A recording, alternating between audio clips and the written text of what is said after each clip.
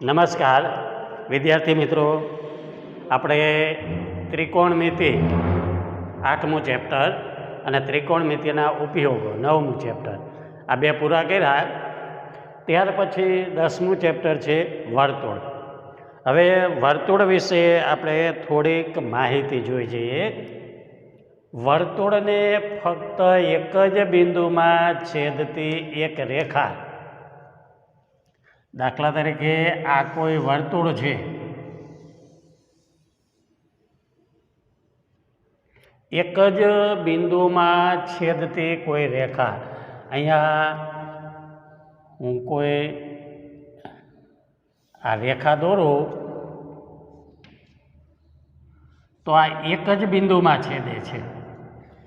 વર્તુળને ફક્ત એક જ બિંદુમાં છેદતી એક રેખા, જેને વર્તુળનો સ્પર્શક કહેવાય.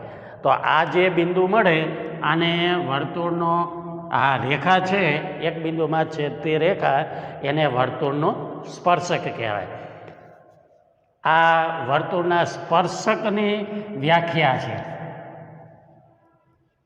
વર્તુળને એક જ બિંદુએ છેદતી રેખા, આ કોઈ રેખા છે, દાખલા તરીકે આ કોઈ બિંદુ છે એ, આને સ્પર્શ બિંદુ કહેવાય વર્તુળનું. આ વર્તુળનો સ્પર્શક.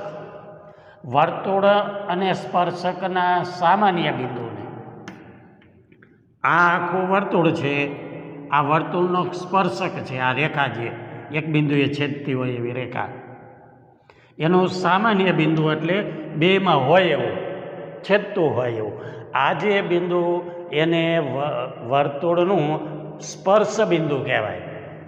સ્પર્શ બિંદુની વ્યાખ્યા છે.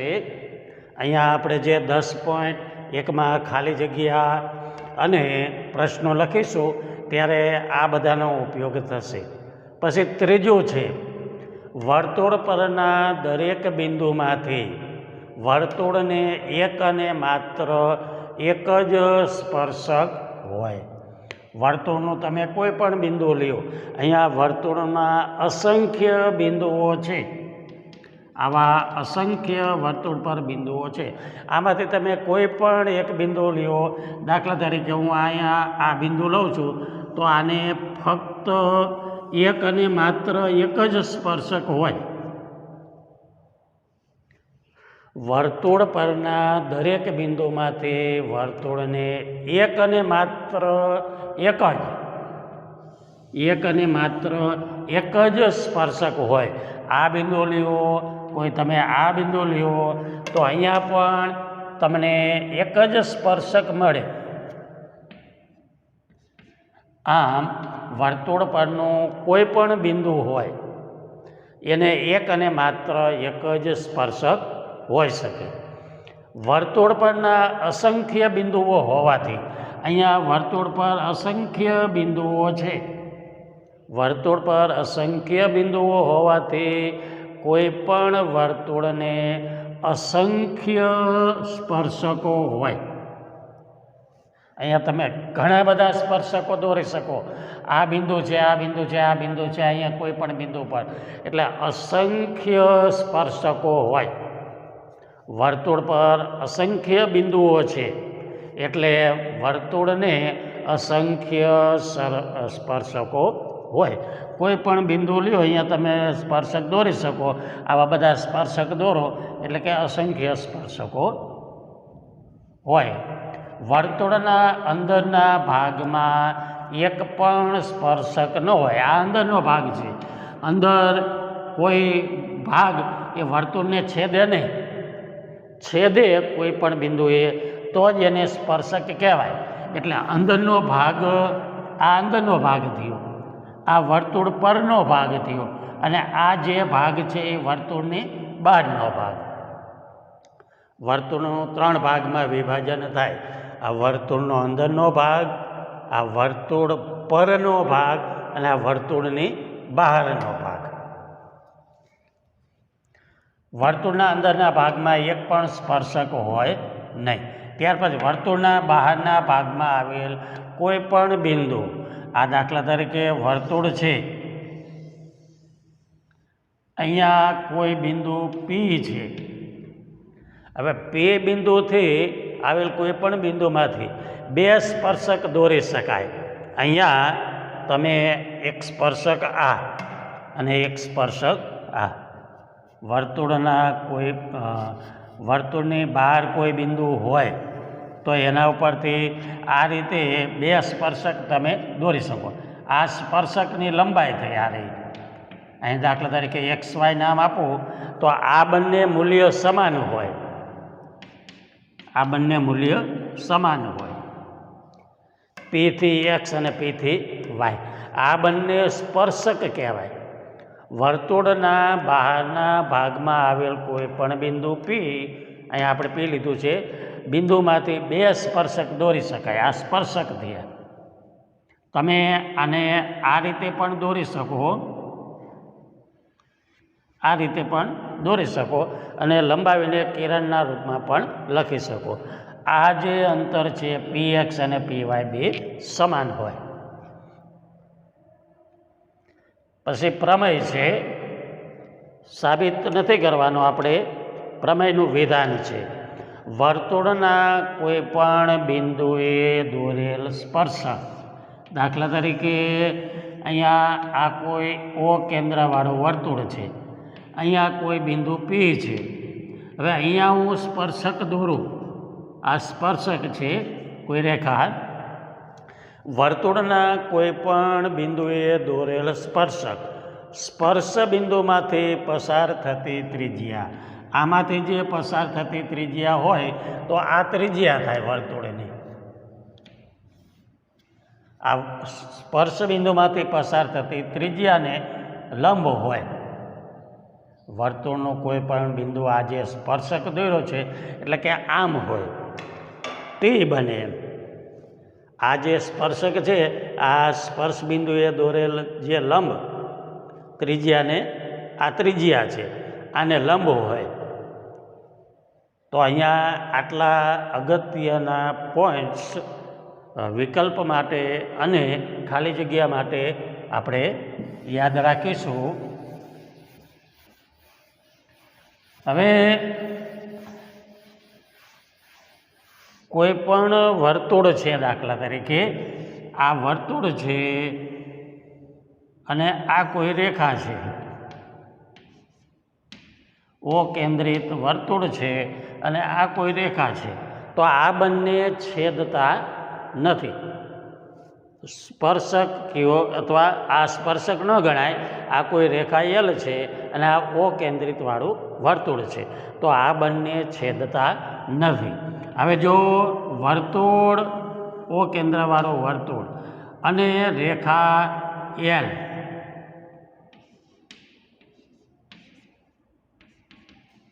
એક બિંદુએ છેદે, દાખલા તરીકે એ બિંદુએ છેદે છે, તો આને એનો સ્પર્શક કહેવાય.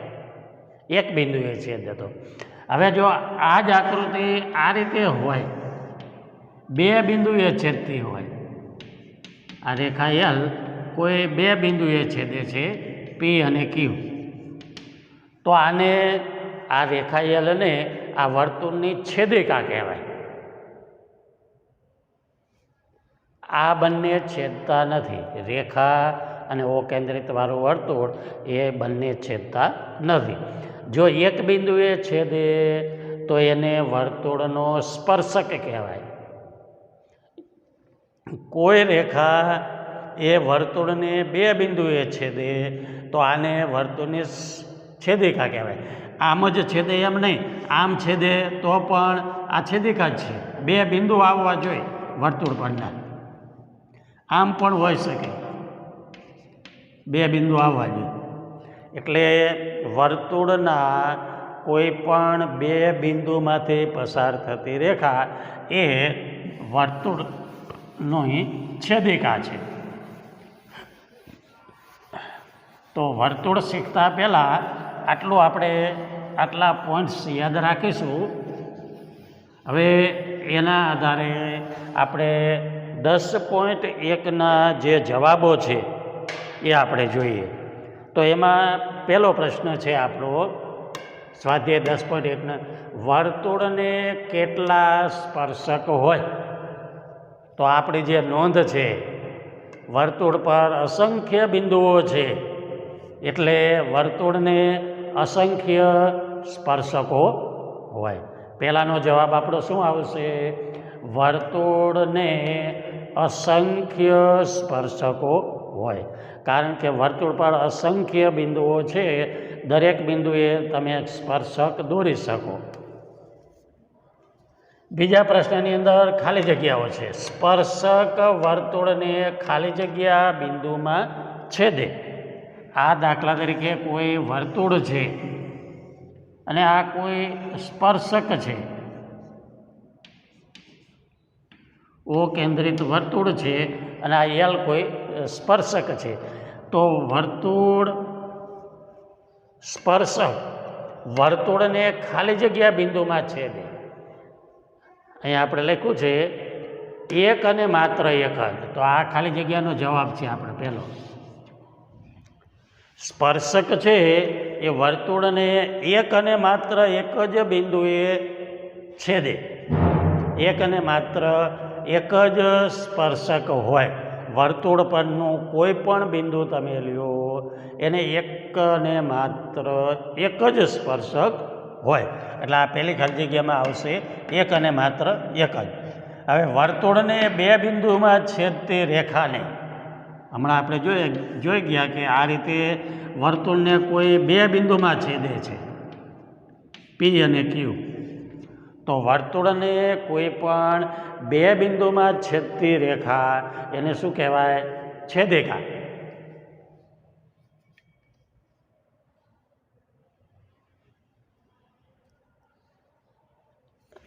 અહીંયા વર્તુળને બે બિંદુમાં છેદતી રેખા એની છેદિકા કહેવાય. ત્રીજું, વર્તુળની છેદિકાને સમાંતર હોય. આ વર્તુળની છેદિકા છે, આને સમાંતર હોય તો આ સમાંતર કહેવાય. આમ તમે દોરો તો સમાંતર કહેવાય. આ સમાંતર છે, આને હું આમ સમાંતર દોરું તો અહીંયા તમે જુઓ બે સ્પર્શક મળે. વર્તુળની છેદિકાને સમાંતર હોય તેવા વધુમાં વધુ કેટલા સ્પર્શક હોય? બે. હવે આ જ વર્તુળ હું આ રીતે દોરી અને આમ છેદિકા લઉં.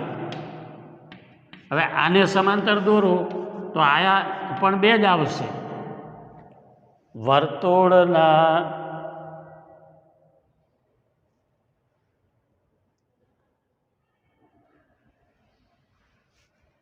વર્તુળની છેદિકા, આ છેદિકા છે, એને સમાંતર હોય, આ સમાંતર હોય તેવા વધુમાં વધુ બે સ્પર્શક હોય. આ આમ પણ દોરી શકાય, આમ પણ દોરી શકો. કોઈ છેદિકા છે એને સમાંતર, તો અહીંયા વધુમાં વધુ બે, અહીં બે આવશે જવાબમાં.